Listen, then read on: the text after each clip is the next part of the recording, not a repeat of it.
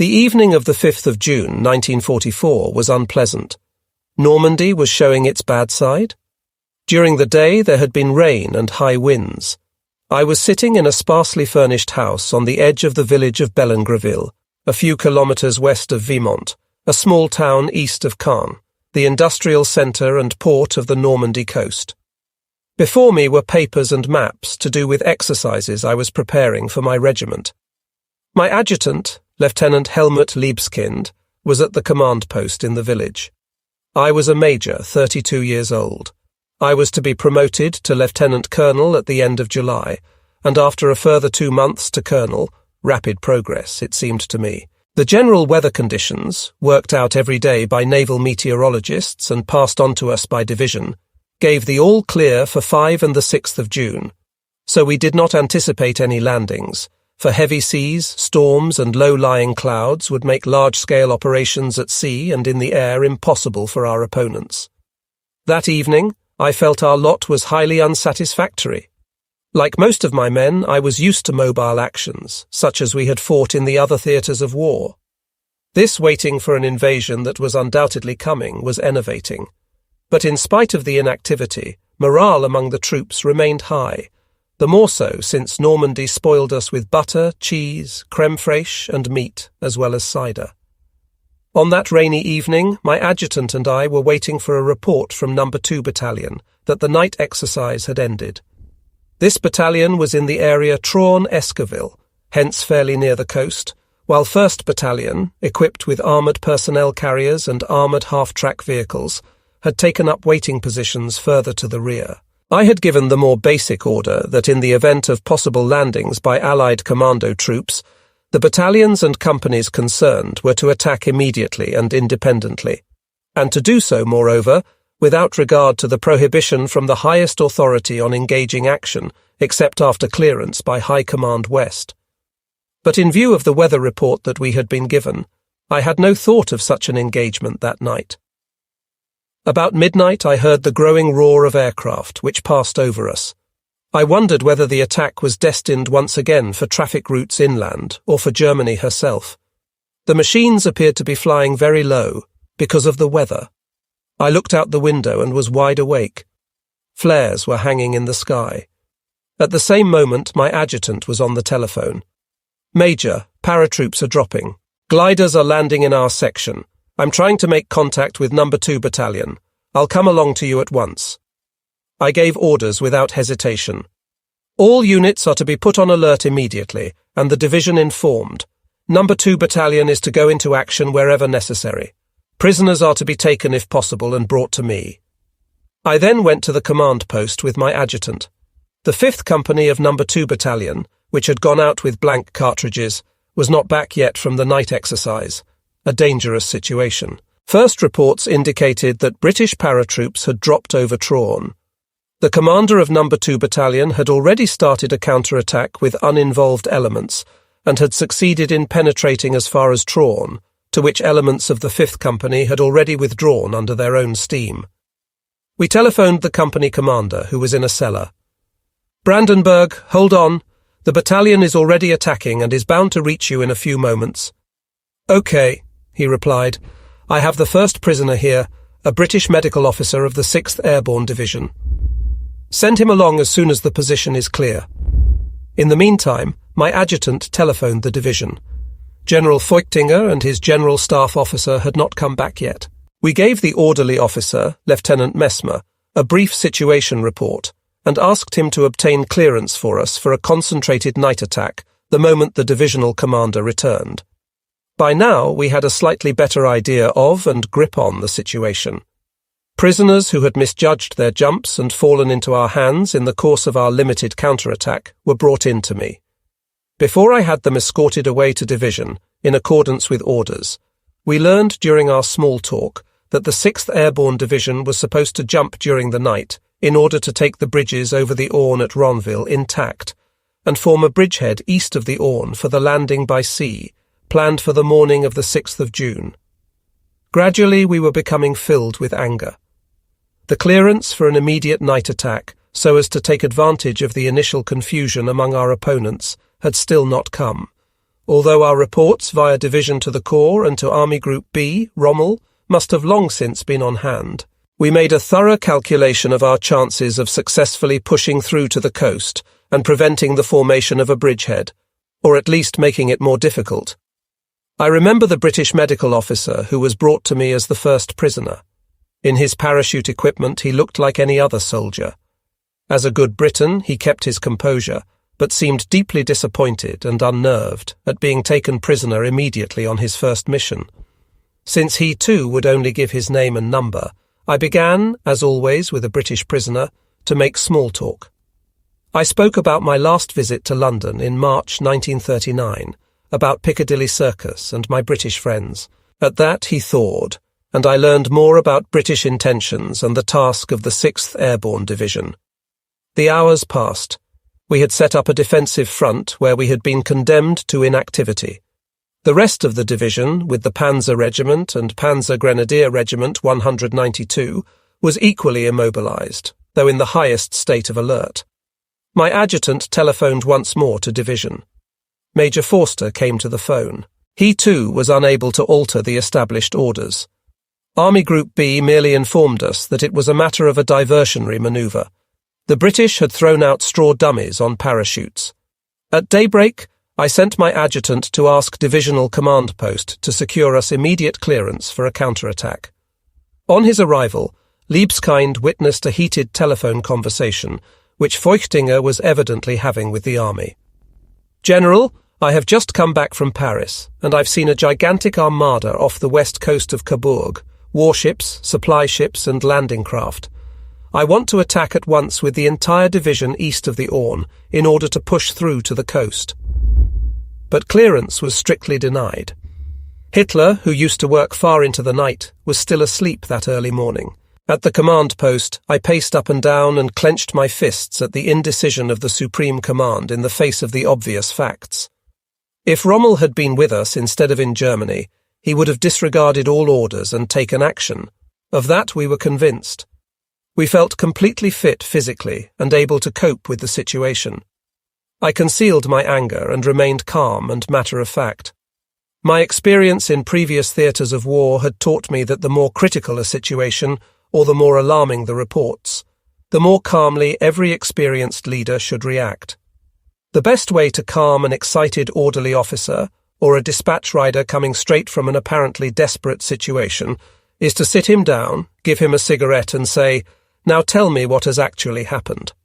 So the tragedy took its course. After only a few hours, the brave fighting units in the coastal fortifications could no longer withstand the enemy pressure, or else they were smashed by the Allied naval guns. While a German panzer division, ready to engage, lay motionless behind the front and powerful Allied bomber formations, thanks to complete air superiority, covered the coastal divisions and Caen with concentrated attacks.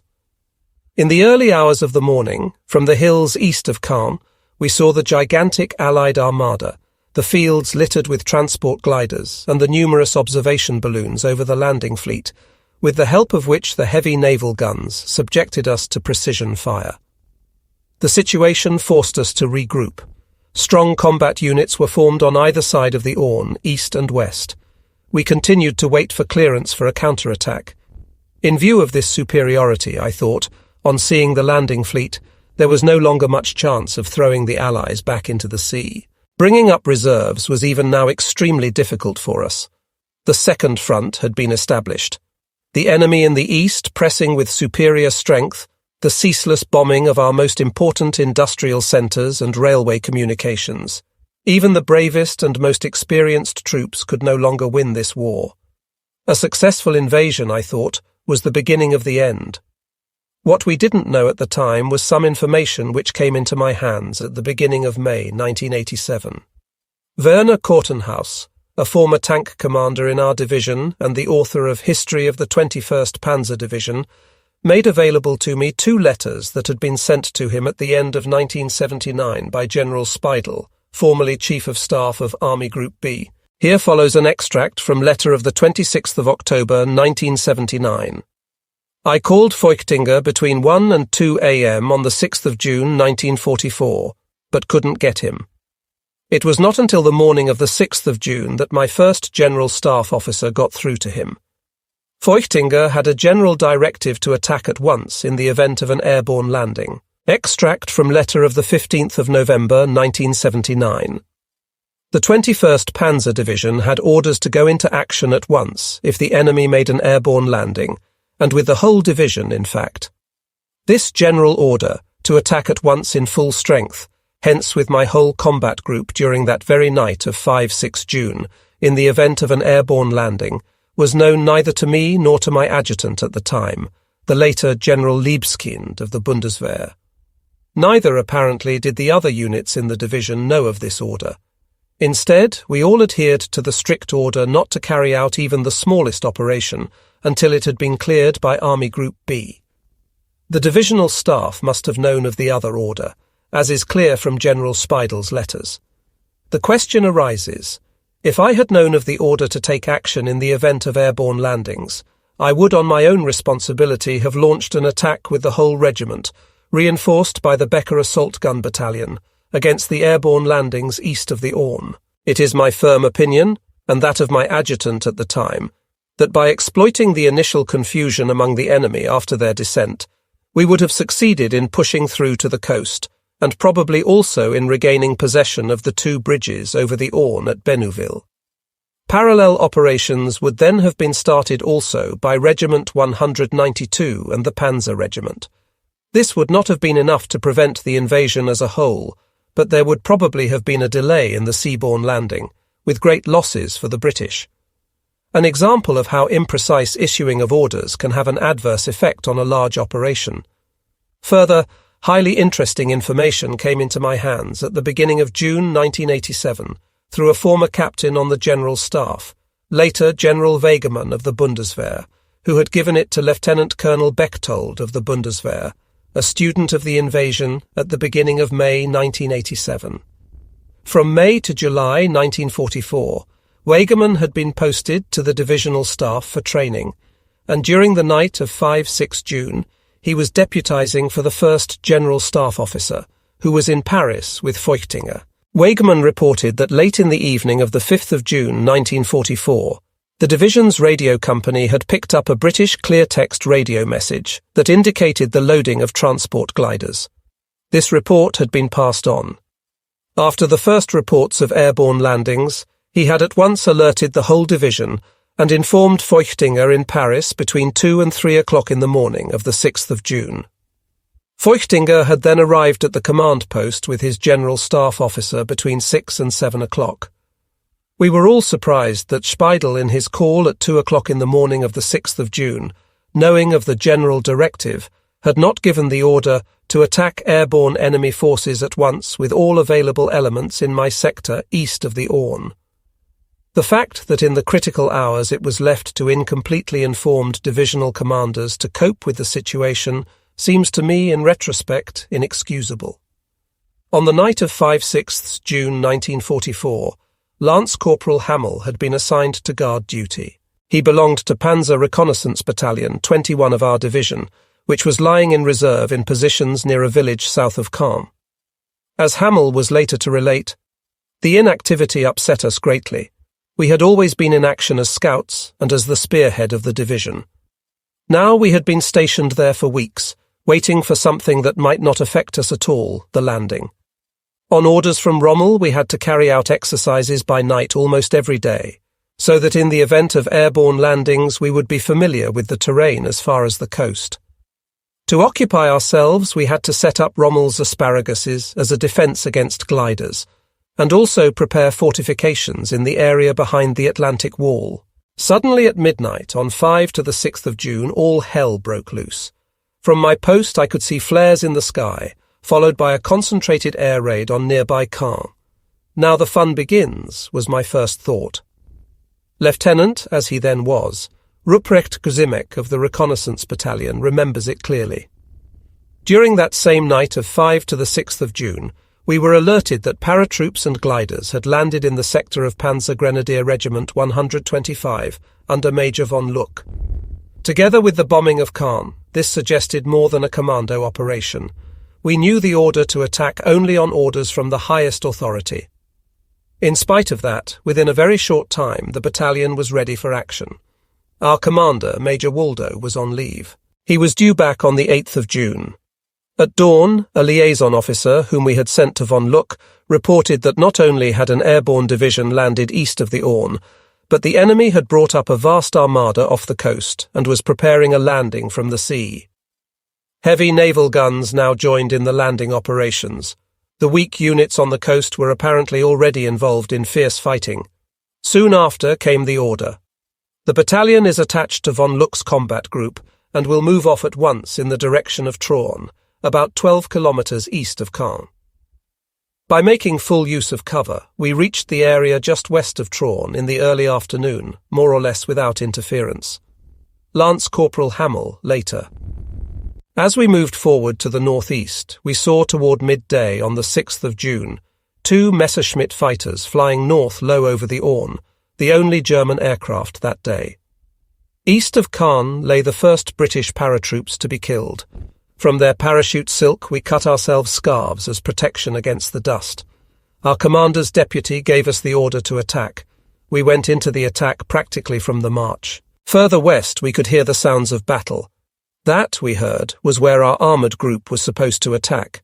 The enemy was apparently concentrating his naval fire against this, for him, dangerous thrust. His air force was also in action there, so we made good progress as far as the outskirts of Esquiville, hence only a few kilometres from Ronville and the 2 bridges over the Orne. In the early morning of the 6th of June, the situation and issuing of orders in face of the airborne landings, the armada of warships, merchantmen and landing craft, and the incipient landing from the sea were more than confusing. Despite the supposed general directive, we had not received permission to attack during the night. Feuchtinger, even in the early morning, did not receive clearance for his division to counterattack. The Commander-in-Chief West, von Rundstedt, was of the opinion, as was Hitler's High Command, that this was a diversionary manoeuvre. The real landing was expected in the Pas de Calais. Our corps commander, on the other hand, General Marx, thought the landing was genuine. Rommel, we heard, was en route to his HQ without having met Hitler. So the night and first hours of the 6th of June went by. Too late, much too late, was how it seemed to us. We were dismayed and angry that we had not been believed by the highest authority. Finally, General Marx, whether authorized to do so or not, ordered our division to attack at once, with the whole division east of the Orne, and smash the units of the 6th Airborne Division that had landed there and cut their communications with the west. While the necessary orders were being issued and the division was forming itself for attack, the extent of the sea landings became evident. In the middle of our movements, which were constantly harassed by British planes, came a new order, this time from the 7th Army. The bulk of the 21st Panzer Division will attack the enemy forces that have landed west of the Orne. Only elements of von Luck's combat group will attack the bridgehead east of the Orne. This involved time and further losses from air attacks. The regrouping of the division took hours. Most of the units, from the area east of Caen and the Orne, had to squeeze through the eye of the needle at Caen and over the only bridges available in this sector. Caen was under virtually constant bombardment from the Navy and the fighter bombers of the Royal Air Force. Feuchtinger informed me that an armoured group, including my battalion in SPWs, Schützenpanzerwagen, armoured personnel carriers, was to push through to the coast west of the Orne. His orders to me: "You will attack with your battalion, reinforced by Panzer Reconnaissance Battalion 21 and Assault Gun Battalion 200 and a platoon of anti-tank guns, east of the Orne. Your task is to crush the 6th Airborne's bridgehead, recapture the 2 Orne bridges at Bénouville, and establish contact with the coastal units. Elements of artillery will support you. Start the attack as soon as all elements have reached you." The employment of the reconnaissance battalion worried me greatly. I had after all seen action in all the theatres of war as an armoured scout, always as the spearhead of the division. We were not equipped for direct attacking operations. No. 4 Company of the Panzer Regiment arrived toward 5 p.m. on the 6th of June. Major Becker's batteries not until the night of the 7th of June. So I had to start without them. My 2nd Battalion was engaged in heavy defensive fighting against the paratroops that had landed, who were obviously trying to extend their as yet very small bridgehead. I could free only limited elements of the battalion for the attack. In the late afternoon, almost at the same time as the armoured group west of the Orne, we set off. Our goal, to push through via Esquiville-Hérouvillette to Ronville and the 2 Orne bridges. The reconnaissance battalion went straight into the attack from its march and, supported by the Panzer Company, penetrated to Esquiville against their surprised opponents. Then all hell broke loose. The heaviest naval guns, up to 38 centimetre in calibre, artillery and fighter bombers, plastered us without pause. Radio contacts were lost, wounded came back, and the men of the reconnaissance battalion were forced to take cover. I had gone up with the attack and saw the disaster. I managed to run forward to the commander of the battalion and gave him fresh orders. To avoid further heavy losses, break off the attack at once and take up defensive positions on the southern edge of Esquiville. Set up a line of defence there and prevent any further enemy advance. Number 4 Company of the Panzer Regiment, as well as Major Becker's assault guns, when they get here, will support you. See that your men, and also the crews of the armoured cars, dig themselves in. I ran back to my regiment's radio station. My adjutant, Liebskind, had to report the breaking off of the attack to the division. At the same time, Feuchtinger sent word that the armoured group had reached the coast through the gap between the landed elements of the British 3rd Infantry Division and the 3rd Canadian Infantry Division. Heavy fire from the Navy, relays of attacks by fighter bombers, and in the rear of the armoured group, newly landed paratroops had forced them to withdraw to avoid being encircled.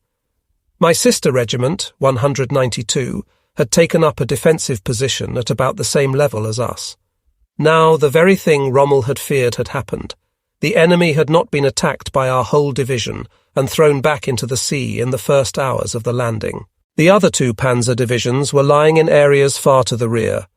Of the 1,000 fighters that Goering had promised, nothing was to be seen. Now, on the evening of the 6th of June, it seemed to have become clear even to Hitler that it must be a matter of a large-scale invasion.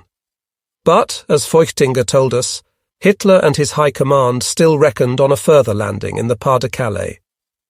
The panzer divisions and reserve units stationed there were not to be withdrawn, on express orders from Hitler. At the same time, it was also clear to the last man that the invasion had succeeded, that it could now be only a matter of days or weeks before the Allies would have landed sufficient forces to be able to mount an attack on Paris, and finally on the German Reich, if it were not for that damned air superiority. Even by night, Christmas trees hung in the sky, bathing the whole area in bright light. The air attacks never stopped. The Navy laid a barrage of fire on our positions and bombarded the city of Caen, which was a focal point in our lateral communications. By day it was even worse. At any movement on the battlefield, even of an individual vehicle, the enemy reacted with concentrated fire from the Navy or attacks by fighter bombers. Either our radio communications were being intercepted, or the Navy had divided up the whole area into grid squares, and had only to pass on the square number to launch a sudden concentration of fire. Against such concentrations, and for the night, we all dug foxholes beside our vehicles, which provided some protection. All our supplies came from the Paris area, and could be moved only by night. During the night of the 7th of June, I received orders to continue the attacks on Esquiville also on the following days. We must try to crush the bridgehead east of the Orne, which as yet is small, was the message from our divisional commander. Then in the morning, we saw on the rising ground north of Esquiville up to 100 gliders lying in the fields, a sign that further units of the 6th Airborne Division had landed. Units of the Panzer Reconnaissance Battalion were still dug in on the southern edge of Esquiville. A combat patrol forced its way into the village and suffered heavy losses, but brought out 13 prisoners. One of them talked. We had the task of attacking southward through Esquiville to extend the bridgehead and reach our original objective. We are only waiting for reinforcements.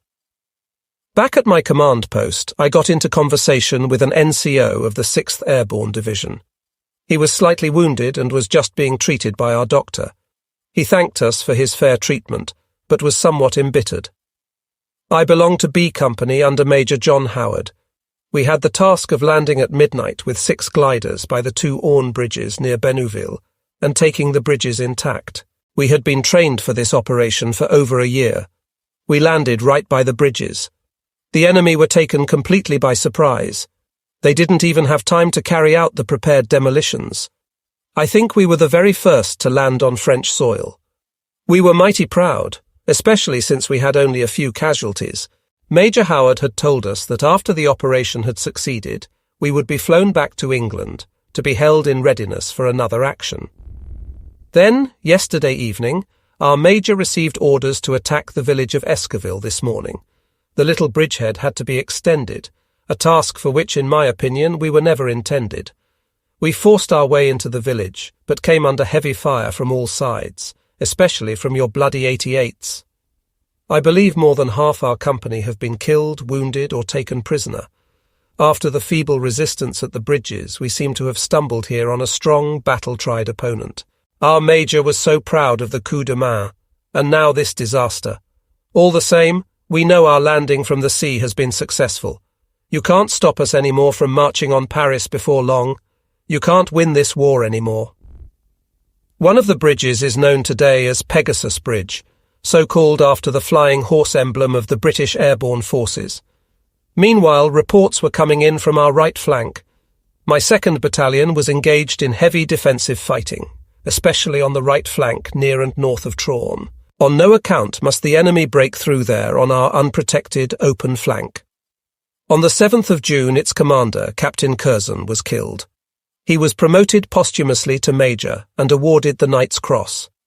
Lieutenant Brandenburg, who with his 5th Company had been the first to make contact with the enemy during the night of the 6th, was also killed. Both were buried in ground to the rear and later reinterred. These were heavy losses for us all. Division sent Major Kurtz of the reserve that same day as the new commander of the battalion. He was an infantryman and had been in Russia. In that respect, he was very suitable for the immediate task. Within a short while, he had integrated himself and became one of my most reliable and successful leaders in the combat group. On the 8th of June, neither we nor the British attacked.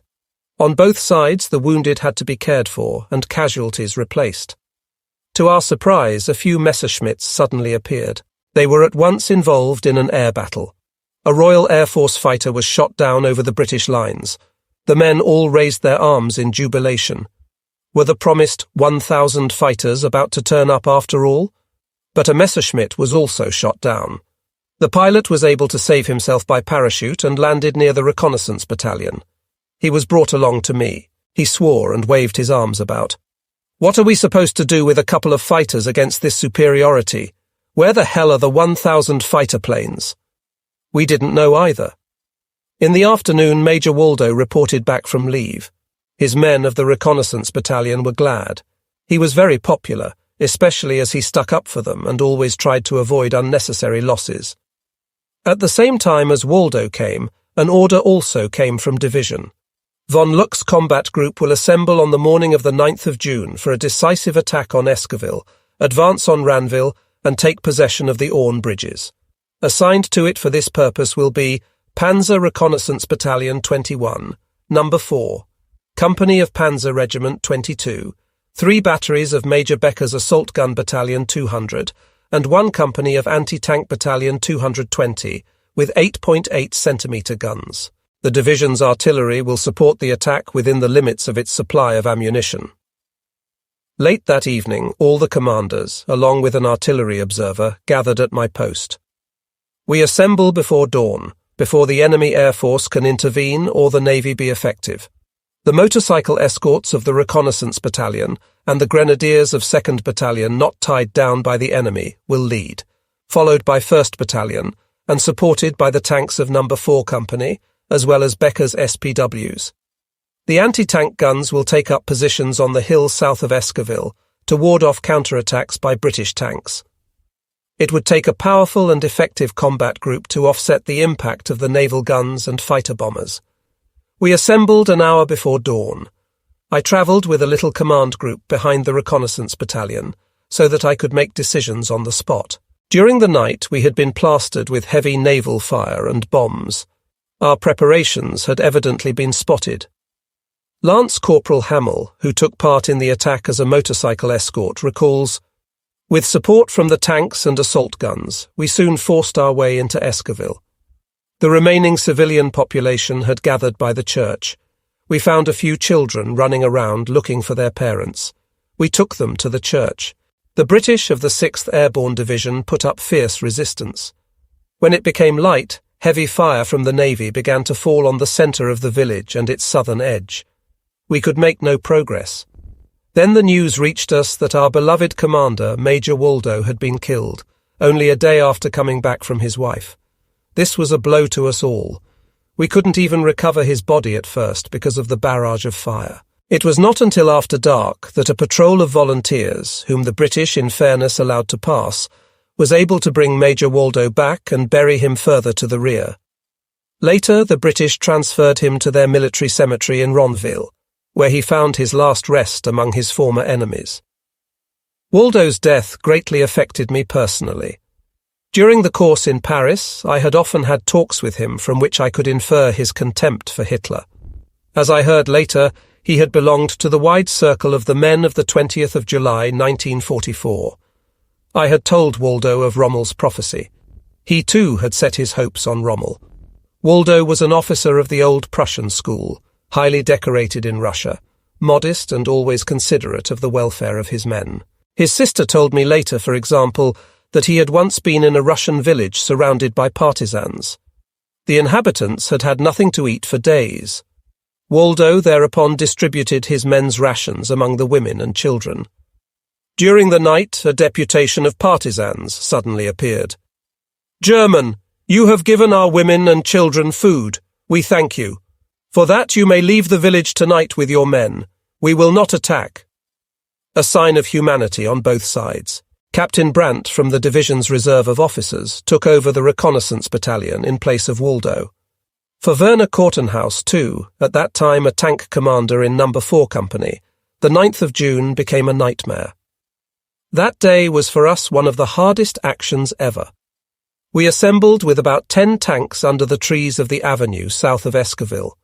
We drove with closed ports, one tank after the other, to the right past the chateau into a large meadow, which was enclosed by hedges. There we intended switching to broad wedge formation for attack, the grenadiers behind and alongside us. Then everything happened very quickly.